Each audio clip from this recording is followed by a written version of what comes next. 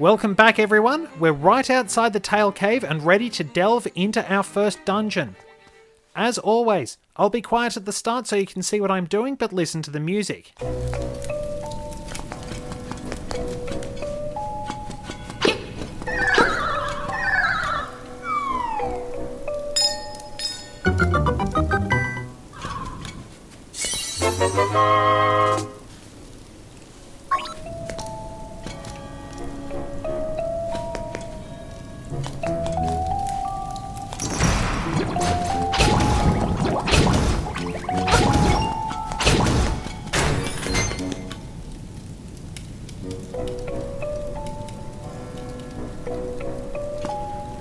So, as you can tell, the soundtrack has had a very big overhaul. We can grab this to get the compass. This will give us guidance, but it will also tell us if keys are available in a room.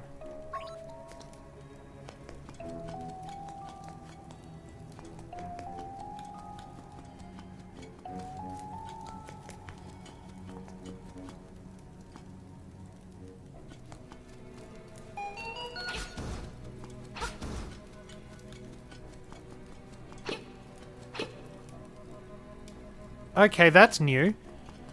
I was going to keep letting us enjoy the music, but I honestly didn't expect the hard hat beetle there to just skip over the gap.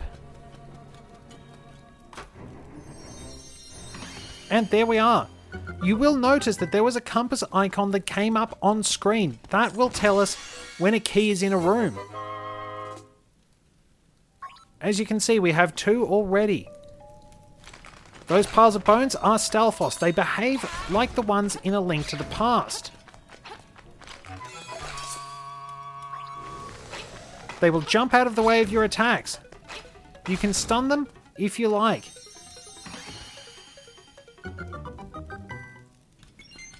There is a one-way door up there which I'm not going through just yet. We have the dungeon map. So, I will show you the dungeon map. Notice how it looks very similar to the tail key. That one-way door leads up here, which we can access by going through this room here. And I will show you that in due course. We'll head back that way. You knock enemies much further when you have a piece of power. Just an aesthetic thing. Defeat the keys in here to open the door. And grab a guardian acorn if we like. And look at that! The dungeon actually looks like one of those mini Moldorms. But before we go further, I'm going to point something out. There is a cracked wall here which we can't do anything with. Come back here when you have bombs because there is a secret seashell in there. You'll have to avoid those blade traps. Because we want to open this door. And head along the path here. The electric balls circling those blocks are sparks. You cannot defeat them. To the best of my knowledge, magic powder does not work on them either. So there, I took damage just to prove it. Now, these owl statues. If you have the stone beak, you can get advice from them. The owl statue here will tell you that you need to push a block if a door can't be opened. The stone beak comes later in the dungeon. Tail Cave is fairly easy without it. As for these enemies, the owl statues will tell you to turn aside the spine ones with the shield. You will find that information in both this room and the room where you actually get the stone beak. But I've gone straight for the dungeon item. And do you remember how I mentioned Mario enemies? Well, there are Goombas. They look slightly different. If we stick the landing, you will notice that jumping on a Goomba's head always gives a recovery heart. Speaking of, there are 3 hearts flying up there, but we can't get to them. Again, bait the blade traps forward. And now we will get the Rock's Feather. This is our dungeon item. It will allow you to jump. And we will set it... I usually have it on the X button. You can jump over those things, but if you don't, there are hearts there. This was, in terms of release order, the first appearance of the Roc's Feather. It's usually coloured blue as it happens. Just a minor thing. I don't exactly think the change in colour spoils anything. But you can jump fairly easily. Use this to avoid attacks. And of course get over pits 1 block wide. Get out of the way of the keys and jump over that. Now head along this way. Another key is available. Deal with the mini Moldorm if you like. And open this for a key. So we want to head up this way because we have a door, or a block in this case, we can unlock. Deal with the hard hat beetle by punting it down those holes. Unlock this. If you go onto that little nub in a previous room, you will see there's a key in this. It's the Nightmare Key, basically our boss key for the dungeon. Tail Cave is very easy to navigate, so we don't have too much to worry about. Jump over here and maneuver back to that locked door over there. This is where that one-way door I showed you will take you. And if that very rude Keese gets out of our way, we can corner the Stalfos, take out the Keese, and head through here. Watch out for the sparks in this room. If we're clever, we might be able to almost jump out of the way. We can corner the Stalfos and not get any hearts. But these are 3 of a kinds. You must make their symbols match to defeat them. If you defeat them when all 3 show hearts, you will get 3 hearts. Very handy for recovering. If you defeat them when they are showing diamonds, you will get rupees. Just green ones. And here is our stone beak if you need hints. If you're looking for advice, head this way straight away and talk to the owl. Turn aside the spined ones with a shield. As I mentioned earlier, however, we are nearly done with the dungeon. Jump over here and confront our mini-boss, Spike Roller, known as Rolling Bones in the earlier versions. If you get yourself into the right position, you can dish out a fair bit of damage to him and possibly even stun lock him with your sword. Like this. And that pulsating pile of goo goes down very quickly. So remember how we got the fairy bottle. Set it to the Y button and catch it. Also, those blue warps. Stand in them and you will be instantly teleported to the beginning of the dungeon. You will have to stand in just the right spot and wait for a little bit so that it's not a case of we're accidentally getting warped out. But if we head up here, there is one more stairway, though we do have the Nightmare Key. If we head down here, we will find the bodies of adventurers hanging by chains, and a flying 3 heart. We will hold on to that. Obviously the doing of the nightmare, I'd guess. So let's move in and battle our first boss. It's a hamburger. Psst, psst, outsider. It's Moldorm. Guaranteed to trip PTSD in players of A Link to the Past. Moldorm is not difficult. It's just annoying. Be very careful in case it pushes you off the edge. However, compared to Moldorm in A Link to the Past, this one is much weaker.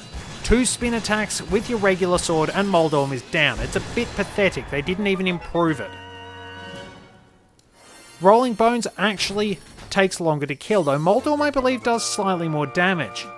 You can jump over Moldorm with the Roc's Feather to avoid his attacks, and he doesn't bounce you as far. However, with Moldorm dead, we have the first instrument of the Sirens. This is the Full Moon Cello, 1 of 8.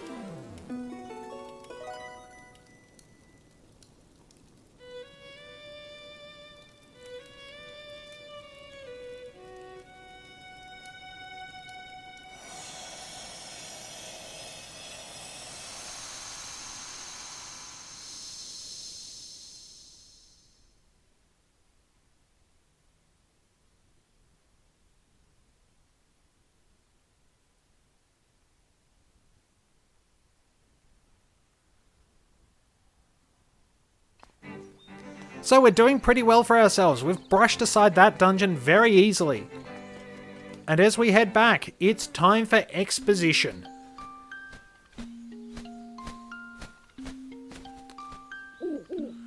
That is an instrument of the sirens.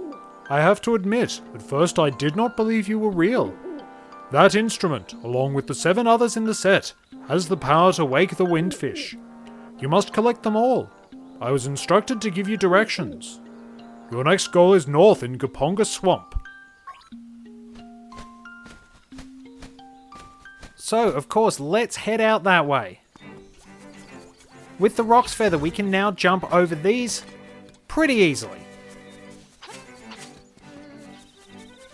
But the kids are freaking out as we can see. What's going on? Hey buddy, it's serious. You're really serious. Yeah, it is. The Moblins came to the village. Yeah, that's right. A whole gang of Moblins.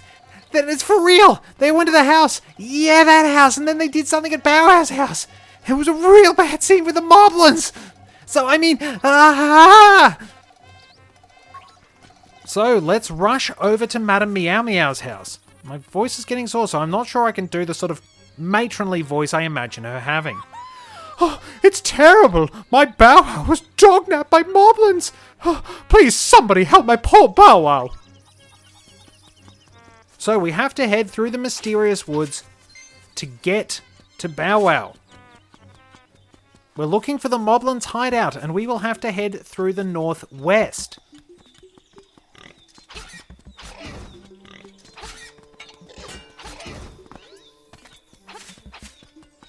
That's the fastest way to get there. Now, the reason I was saying we should go to the mysterious woods in the previous episode is because we can grab a secret seashell right there. We can also jump over these holes and avoid a few likes. Pay attention to that house. This is where Mr. Wright lives, and that is right as in to write something. He enjoys writing letters, but he sadly doesn't get very many replies.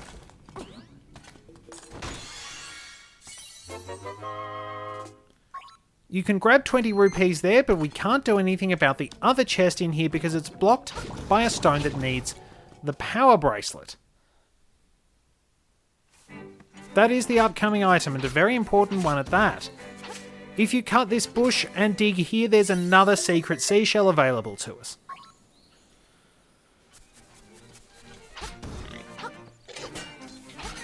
You can also knock enemies into holes, it's worth noting. Don't get swallowed by likes or they will steal your shield.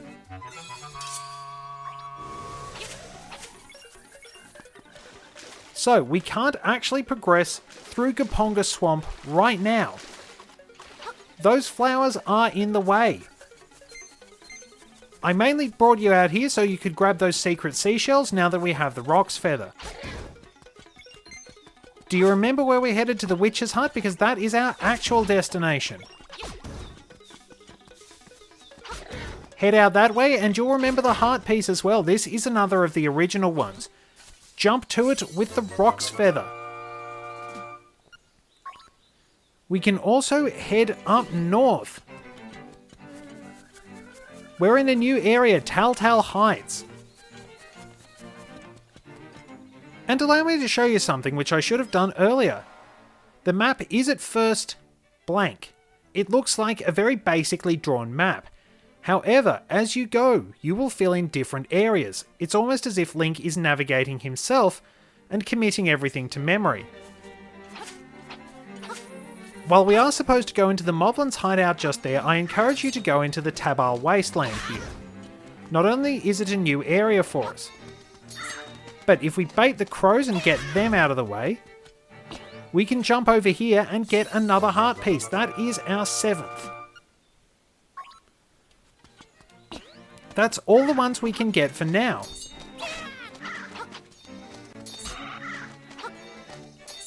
That is one annoying bird. It's like a blasted magpie.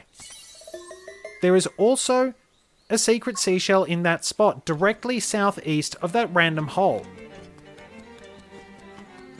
Now, remember that house there, when you can lift the boulders, go in there and talk to the lady there. Also, This is Dampe's shack, which replaced the photographer's hut. He has his own side quests. You will need the power bracelet for this. There is something mysterious emanating from under that rock. You can actually travel into Telltale Heights from here, but you will need the power bracelet to go any further. So instead, drop down here and head into the Moblin's hideout. Who's this suspicious looking runt? Okay, boys, let's get rid of him. Back to the frantic music. Be careful around this, because the enemies can corner you. It was a little bit easier in the original version where they were less directly aggressive, but we can handle them fairly well. And here's their boss. You must be an assassin sent by Banner Meow Meow to rescue the mutt. It's a bit extreme. You came here to get me, but it is I who will get you. So he will throw spears at you. When he starts beating his chest, move out of the way and get him to run into the wall. Attack him as much as you can. Worth noting that if he is far away from the wall, he will stop when he charges. However, if he's too close, he will crash.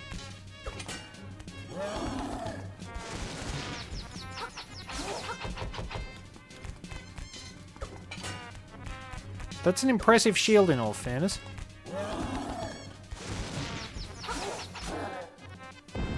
And there we are, he's dead.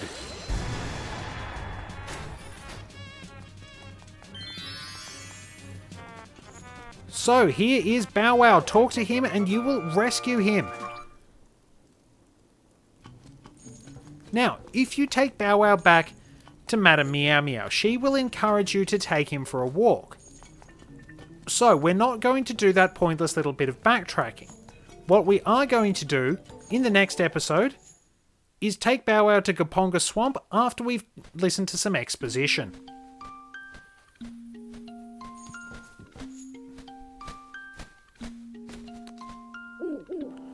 That is a fearsome looking animal you have there. Do not forget, the next instrument is in Gaponga Swamp.